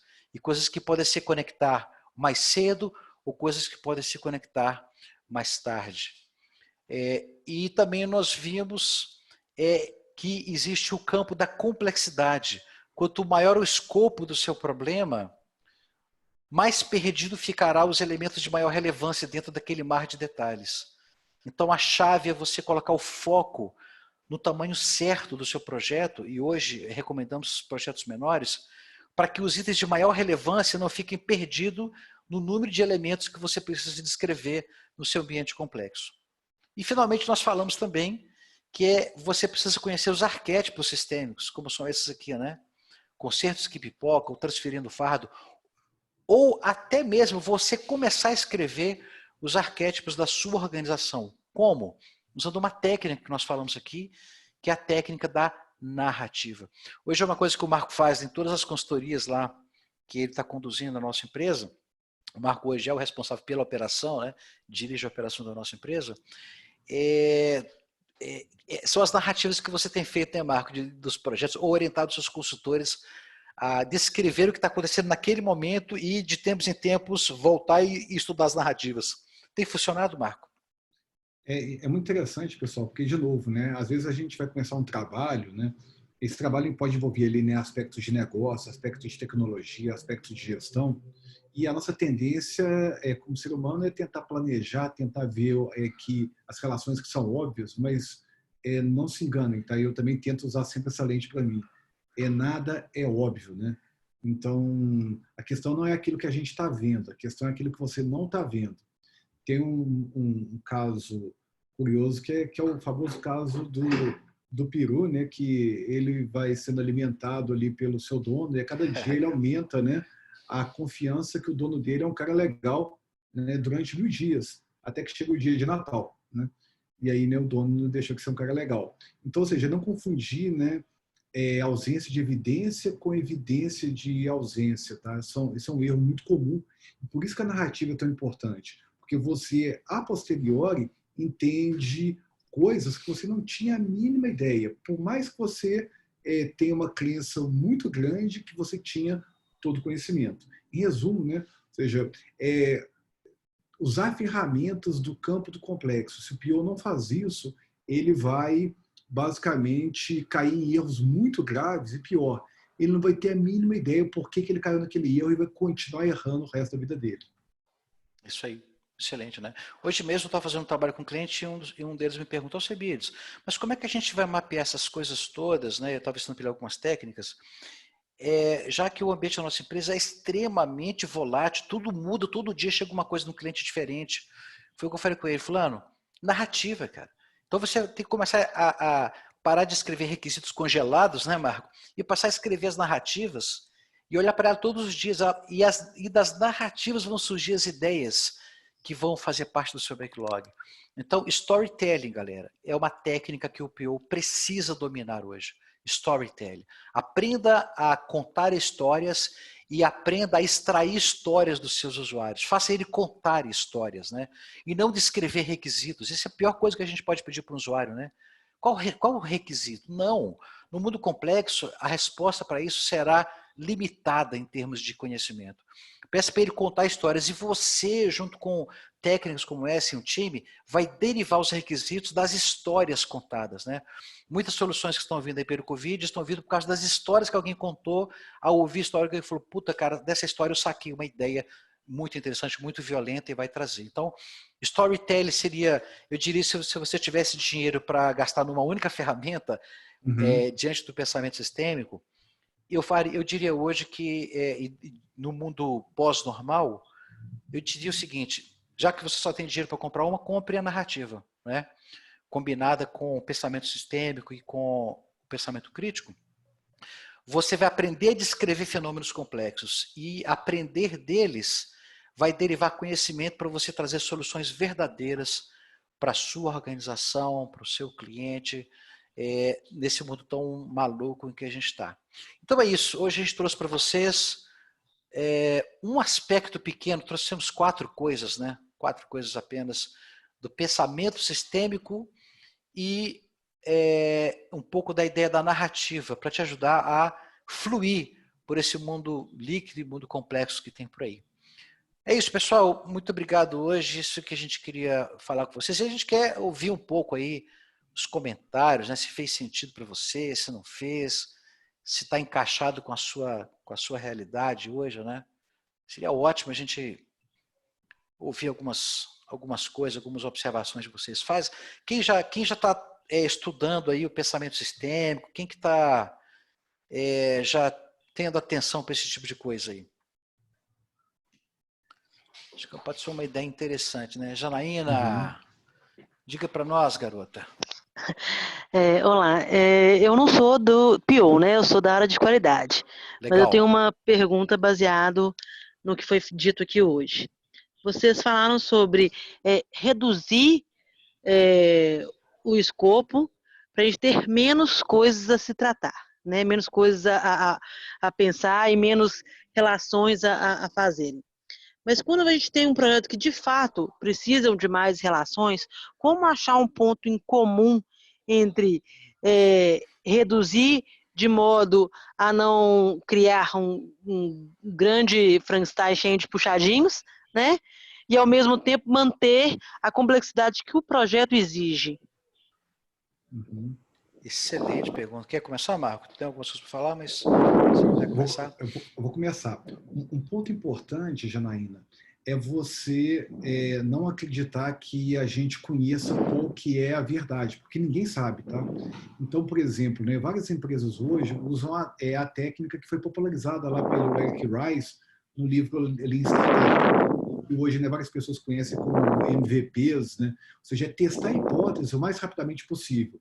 Se você tem uma suspeita que você está lidando com um fenômeno muito complexo, ok, você pode ter ferramentas para ter uma visão de passo sobre aquilo, mas uma vez que você desceu e começa a aumentar um pouquinho a complexidade ali do local, teste suas hipóteses com as pessoas de verdade o mais rápido possível.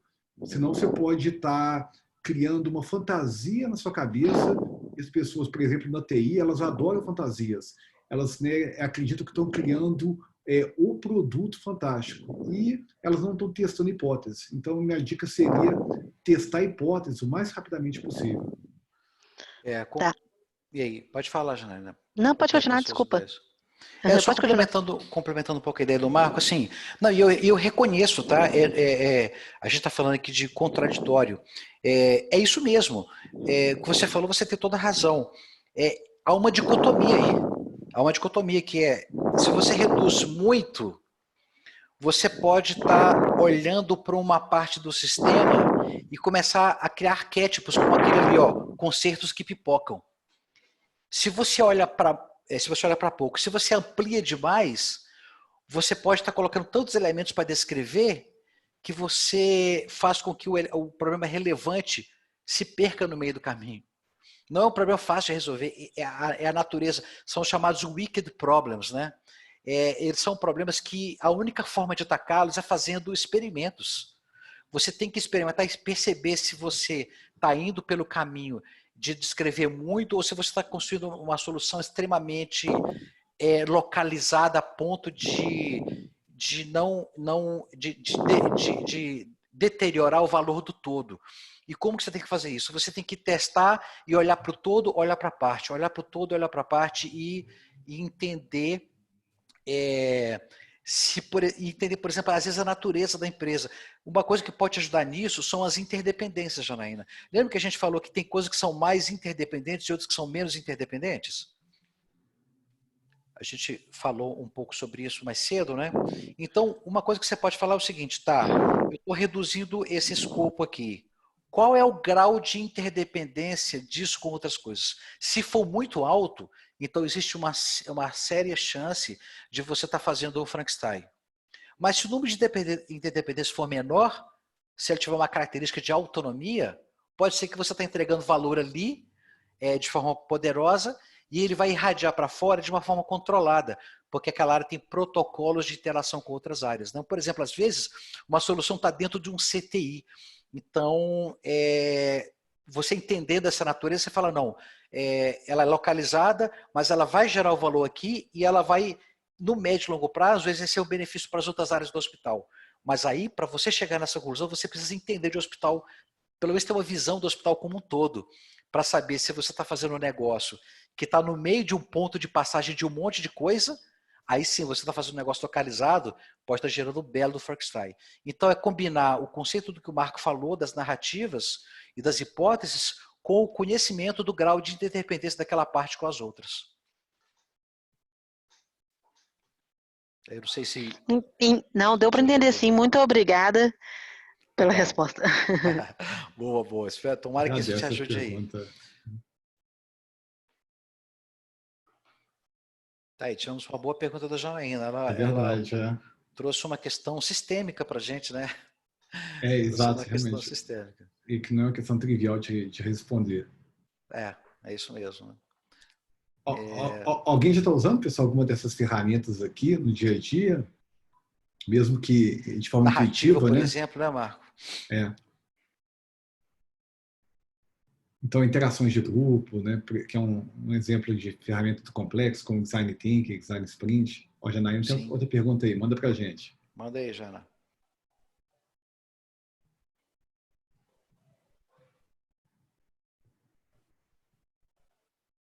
Não sei se você A já... gente, a gente utiliza storytelling e também é, vamos dizer, uma conversa em equipe tentando pensar na parte mais sistêmica do produto, de como aquilo vai funcionar, quais são os casos de usos ou não. A gente já utiliza isso sim. Legal, Bacana, legal. legal. Você está falando assim, as pessoas vão contando histórias daquele grupo de trabalho e você vai tentando estabelecer as relações que vão surgindo ali, os fluxos, as interdependências, pelo que eu entendi. Acho que foi mais ou menos isso que a Janaína colocou, né? É isso, prototipação também, prévia, validação junto ao usuário, são coisas que eu acho que valem a pena. Legal, Uhum. excelente, né? As jornadas, por exemplo, né, Marco, eu costumo falar isso, as jornadas, elas são uma narrativa. Elas são uma narrativa. Quando a gente faz um mapeamento de jornada do usuário, na verdade, você está forçando as pessoas a contar uma narrativa antes de entrar no detalhe das histórias, né? Uhum. É como se ele estivesse escrevendo um livro, falando principalmente quais são os capítulos que eu vou ter antes de entrar nos parágrafos dos livros, né? Exato. E narrativa, pessoal, é uma coisa tão poderosa que ela está começando a invadir outros campos. Por exemplo, quem aqui, né, faz ponte, né, eu trabalho com QA, provavelmente já ouviu falar sobre BDD. Então, qual é a diferença de um BDD, né, para um requisito, né, organizado como BDD para um caso de uso? O BDD você está basicamente comunicando comportamentos, né? Comportamentos são fragmentos de narrativas. Então, ou seja, basicamente a organização de requisitos baseado em especificações, né, onde você está trazendo elementos do concreto ali, fragmentos de histórias para dar mais concretude e conseguir testar hipóteses que façam sentido ou não na sua realidade. É isso aí. Agora, eu tenho curiosidade, assim, eu tenho visto muito poucos POs usando a técnica de narrativa para descrever problemas, viu, Marco? Não sei se tem algum PO aqui que quer falar sobre isso, tem curiosidade de usar, né? Então, a gente pode dar caminhos, né? Que alguns talvez não conseguiram enxergar o valor disso, pensando que as coisas são muito estáveis, mas claramente no mundo de hoje, realmente a narrativa tem sido uma ferramenta muito útil. Tem alguém aqui que já se arriscou em utilizar storytelling como mecanismo de mapeamento de problema?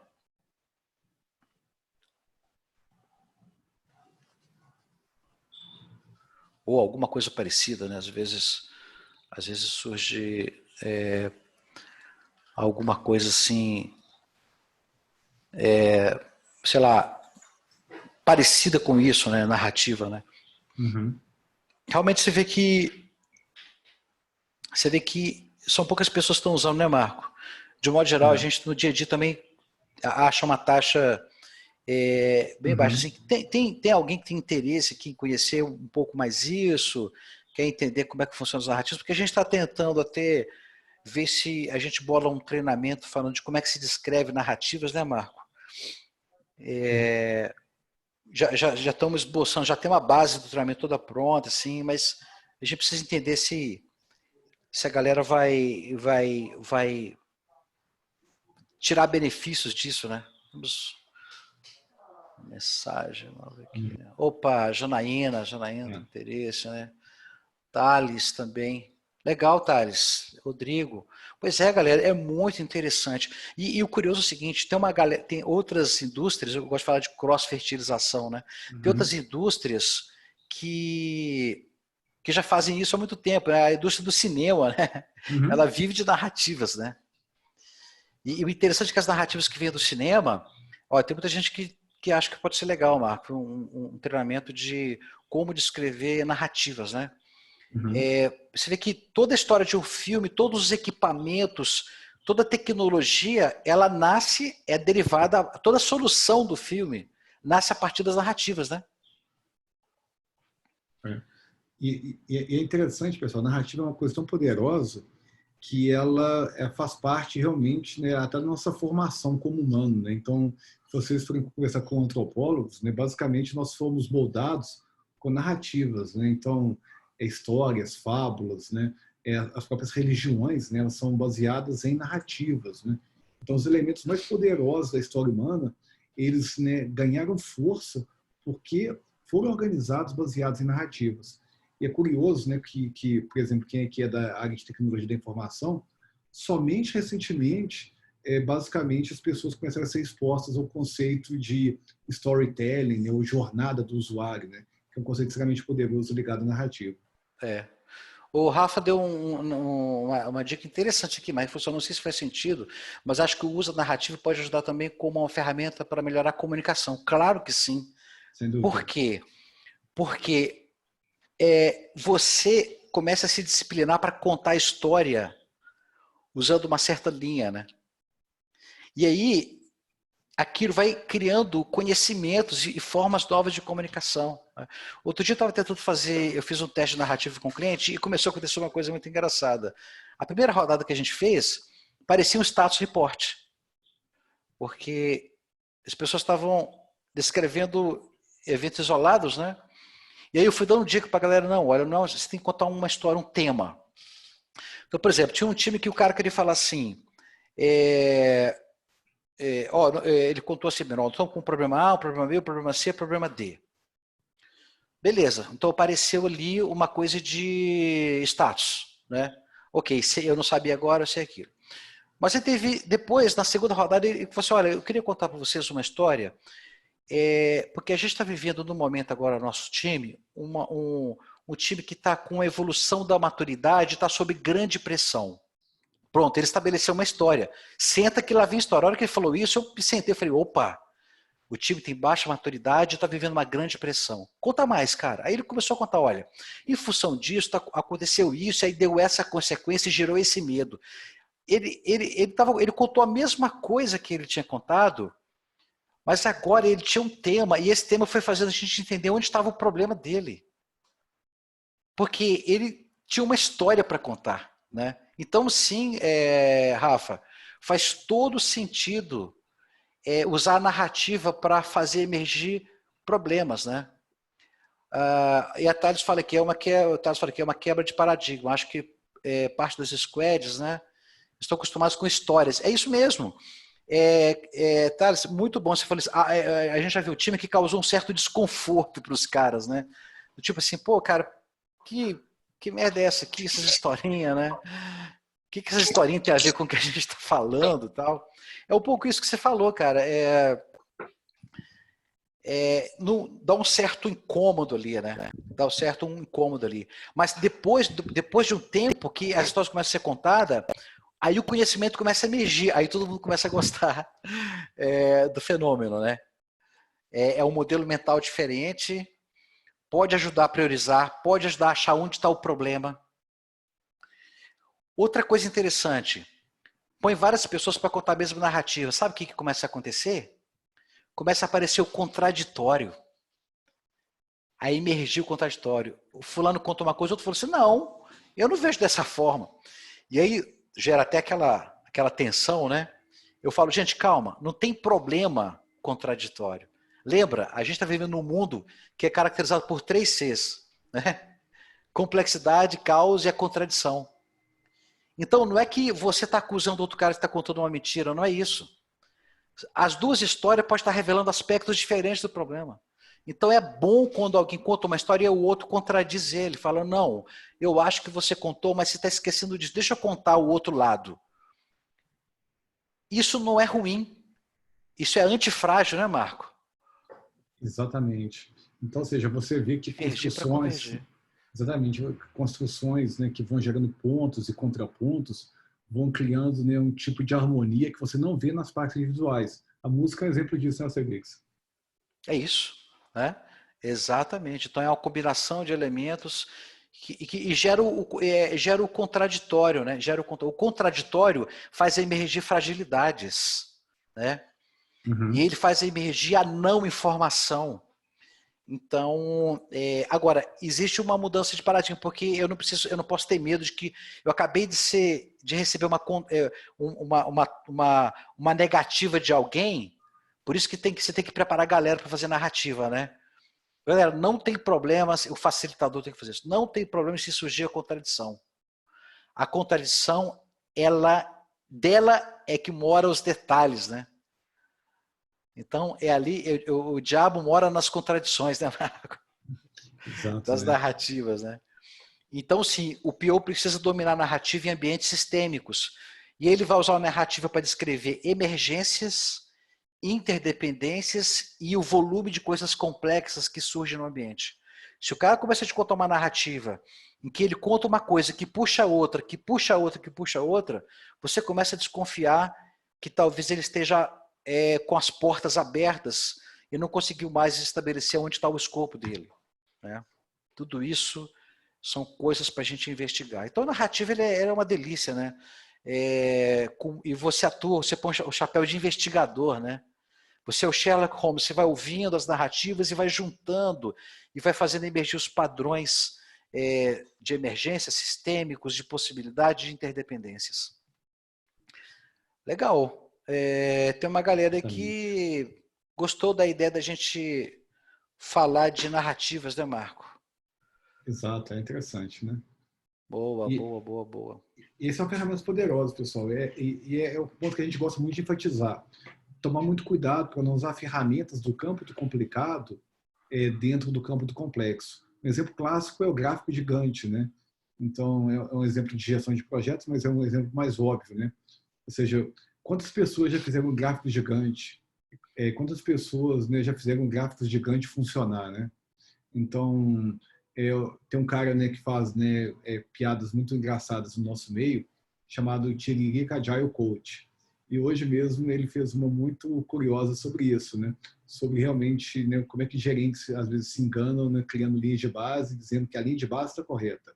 Ele faz uma nova linha de base, né? Meu planejamento está correto, mas eu fiz uma nova linha de base, né? Então, ou seja, tomar cuidado, né, porque o pior é a mesma coisa. Quando ele usa uma ferramenta do complicado para atacar um complexo, ele vai falhar sempre. É isso aí. Agora tem uma coisa que eu achei legal aqui, Marcos, está falando que é emergência importante, interessante, alguém colocou assim, bebida também. Pô, gostei, cara, gostei disso. Ó. Você descreveu uma emergência tomando uma boa IPA, um bom vinho, fica legal, hein? Fica, é verdade. Gostei da bebida, da bebida aparecendo aí. Legal, galera, muito bom. Red Bull. Janaína está com a mão levantada, Jana, quer comentar mais alguma coisa? Agora eu queria fazer um comentário. A gente, na área de tecnologia, por muito tempo, teve aquele estereótipo, né, de que tecnologia eram feitas, eram criadas por pessoas de um mundo à parte, né? A narrativa, os storytellers, eles entram no momento que mostram para gente que os sistemas eles são feitos por pessoas diferentes, né, e para pessoas. Quando a gente consegue criar N histórias diferentes, N casos de uso diferentes num público o mais heterogêneo possível dentro do seu público, porque o seu público não vai ser o mundo inteiro, mas mesmo dentro de um grupo específico, a gente tem distinções entre usuários que pode gerar problemas. Então, quanto mais histórias, mais pessoas com pensamentos diferentes, com habilidades e desabilidades diferentes, melhor fica para a gente conseguir inserir uma interface que seja que atenda aquele público. Sim. Porque não adianta muitas vezes a gente entra nesse engodo de achar que está fazendo o sistema e o sistema não vende. E ele não vende porque ninguém consegue usar.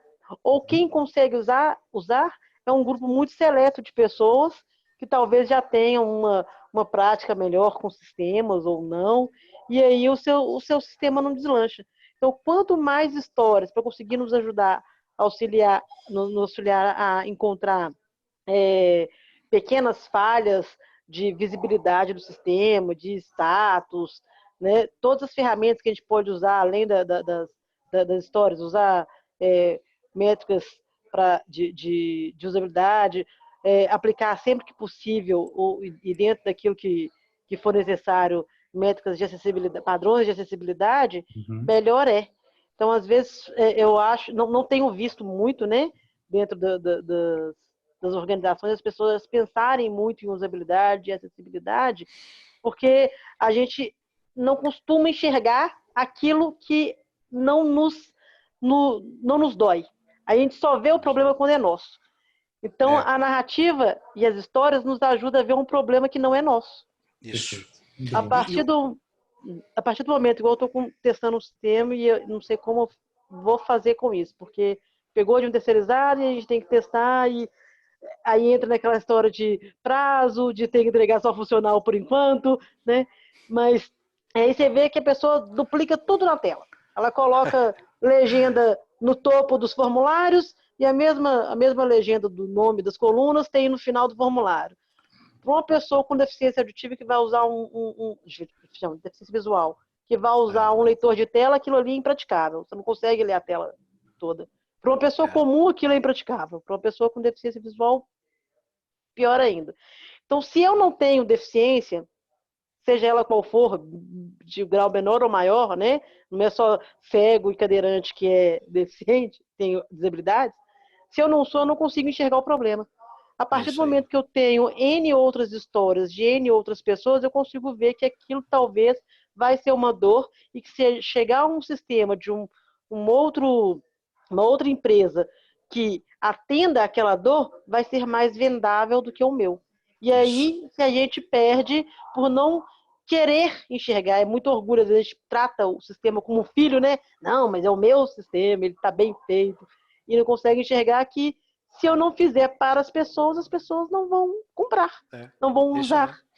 Eu me lembro, por exemplo, uma coisa que eu me lembro que já vi ambientes de desenvolvimento, né, que às vezes o PO está lá tentando fazer deve entender um caso de uso, aí tá porque o foco vai para a técnica, né? E aí, cara, aquela coisa não vai, a coisa não anda. Aí o PO apela e fala assim, não, peraí, cara, larga esse caso, deixa eu te contar um negócio aqui, deixa eu te contar. Essa hora ele vai falar a coisa que precisa, né? Ele vai contar uma história pro cara, o cara vai assim, agora eu entendi, pô.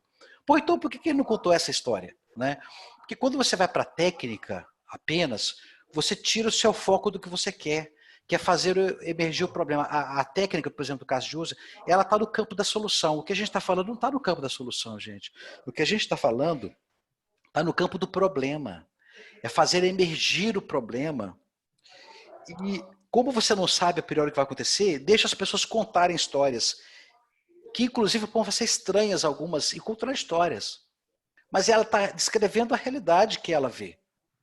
Por isso que não pode ser uma, né, Marco? Tem que ser múltiplas histórias, múltiplas narrativas que se contrapõem, se somam, divergem, e no final a soma delas vai gerando uma história mais real do que aquelas separadas, né?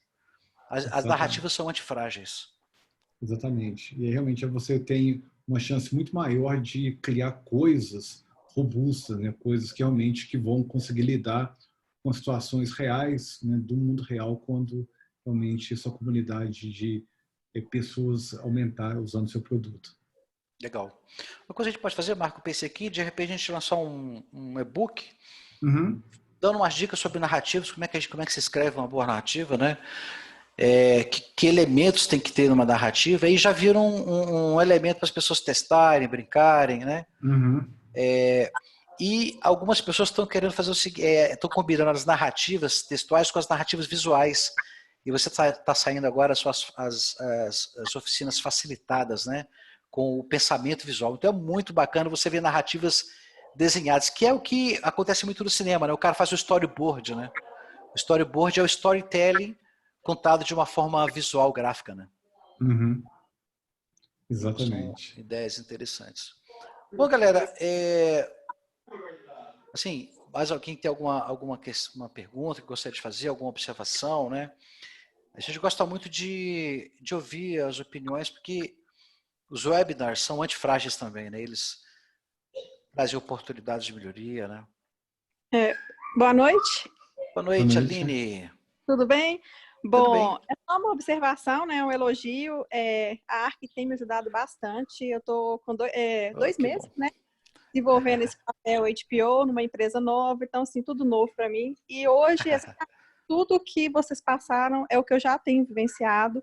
Então, assim, Que legal. tá focada muito nas partes, sabe? Separadamente. Então, assim, esse entendimento do sistêmico mesmo, que eu já estou começando a atuar, que é entender a ligação entre essas áreas. Então, assim, já ficou bem mais claro. E as narrativas eu acho super importante, ainda conheço muito pouco. Então, esse modelo que você puder compartilhar é interessante. Vamos fazer um e-book para vocês. Vamos sim.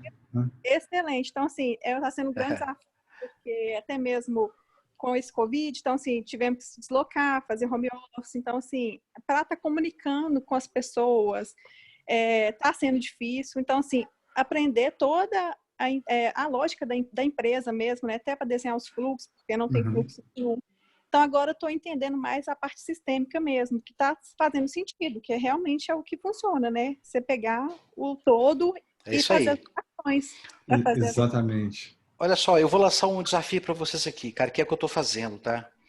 Preste atenção, a gente vai ter muita notícia do Covid ainda. Preste atenção em algumas das notícias de comentaristas. Observe como que jornalistas dominam a arte da narrativa.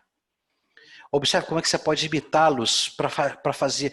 Porque, por exemplo, alguns estão tentando a gente ajudar a entender. Sei lá, por exemplo, o Magnoli, ele sempre faz uma narrativa falando da relação de poder entre as coisas. Pode notar, né?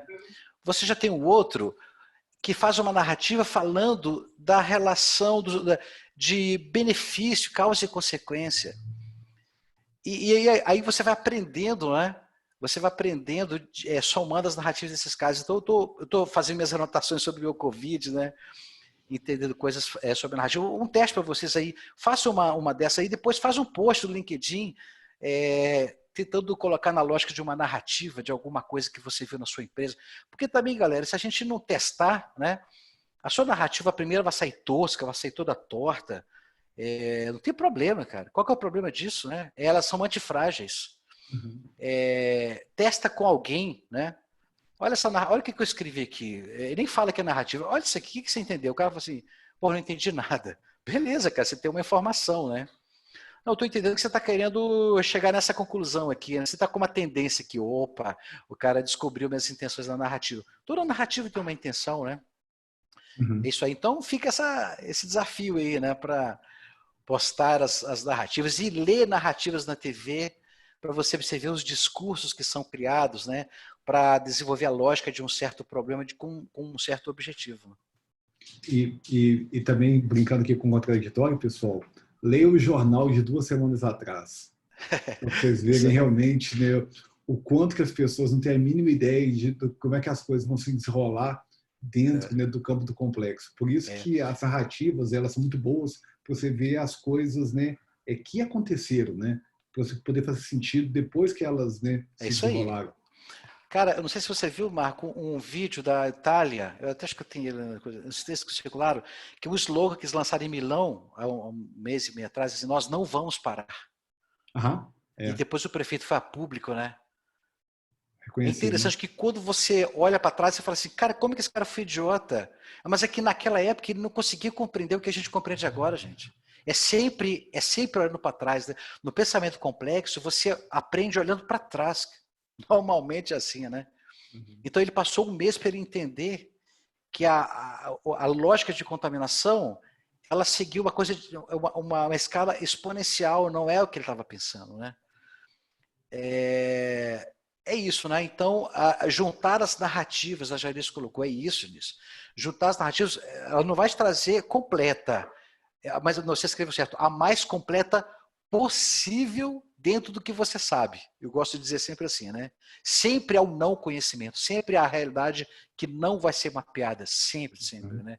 Muito mais complexo do que a gente imagina. Galera, sensacional, eu gostei muito.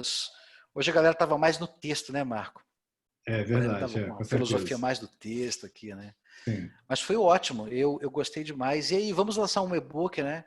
Cada vez que a gente sai daqui, a galera da produção fica brava com a gente. Pô, todo dia vocês nascem uns 30 e-books para a gente escrever. É isso aí, é o que a gente gosta de fazer, né, Marco? Exatamente. Muito bem. Galera, muito obrigado, viu? Foi show estar com vocês. Só trazendo aqui, pessoal, terça-feira nós vamos falar sobre introdução de mudanças, né, em organizações de forma a reduzir a resistência a mudanças, tá? Então, técnicas de como você introduzir mudanças, reduzindo a resistência às mudanças, tá bom? Que show, hein? Que show. Quem tiver Ô, Marco, interesse, vem com a gente aí. a galera tá querendo a foto da IPA, hein? O Luiz Henrique. Na próxima, você vai botar aquela IPA famosa na filmagem. Eu vou botar o meu Santo Inácio 2016 Taná. Isso aí. Com Gran Lacrimoso. Perfeito. Galera, bom demais, hein? Então, a ideia de um e-book falando sobre narrativas. Isso. Valeu, galerinha. Muito obrigado. Bora ficar em casa ainda. Não vamos sair para balada amanhã. E quem sabe vai escrever uma narrativa amanhã, né, Marcão? Exatamente. Pessoal, obrigado então pela presença, pelos comentários e até a próxima. Bom descanso amanhã em casa, né? Óbvio, é onde a gente já está mesmo. Feriado em casa, estando em casa é esquisito, né, Marco? É isso aí. Mas é a verdade, né? Ai. Valeu, Anderson. Valeu, galera. Aline, obrigado. Flavinha, muito obrigado por ter nos prestigiado. Espero que você tenha gostado, minha querida. Valeu, Janice. Valeu, Paulo. Cleiton Mariano, valeu demais. Obrigado, Rafael. Rafa, Alexandre, Horta, Juliana. Galerinha tá comparecendo, tá aprendendo, tá contribuindo, né, Marco? Também, a galera traz muitas ideias boas, né, cara? A gente vai aprendendo. Impressionado como tem conhecimento espalhado aí nessa turma, né? Tem demais, né, cara? Muito bom. Muito bom. É isso aí.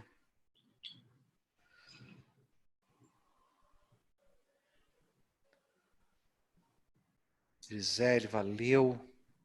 Interromper a gravação. Camila, obrigado demais. Sonaína.